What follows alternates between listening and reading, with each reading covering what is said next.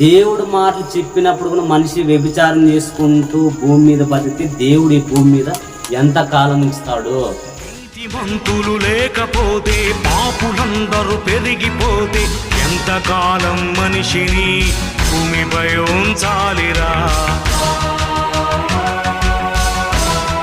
దేవుడు మాటలు ఎట్లుంటాయంటే ఉరుములు అంట. ఉరుములు ఎప్పుడైనా విన్నారంటే వర్షం వచ్చినప్పుడు బయట నిమ్మడండి, వర్షం వచ్చిన ఉరుములు వస్తాయి. ఉరుములు అంటే మీరు ఆకాశంలో చూసింటారు, మెరుపులు వస్తాయి, ఉరుములు శబ్దం వస్తాయి. వినే కాదంటే చెవులు ముచ్చుకుంటాం, ఇంట్లో పారిపోతాం. అంటే దేవుని మాటలు ఉరుము లాంటివంట, మెరుపు లాంటివంట. అవన్నీ నీకు అయ్యలేదు మోసే.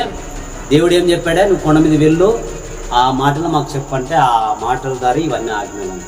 ఒక మనిషి దొంగతనం చేయకూడదు, విచారించకూడదు, చెప్పిన పొరుగు వారిని ఏదైనా ఆశించకూడదు. ఇవన్నీ చేస్తున్నాం కాబట్టి దేవుడు మోసతో మనతో మాట్లాడుతున్నాం.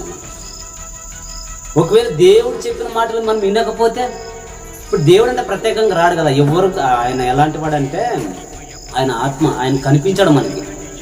అంటే ఎలా మాట్లాడతాడు? ఒక మనిషి ద్వారే మాట్లాడతాడంట. ఇప్పుడు చెప్పాడు మోసే ద్వారా, కానీ వినలేరు. ఏం చేస్తారంటే ఎంతకాలం చూడాలండి?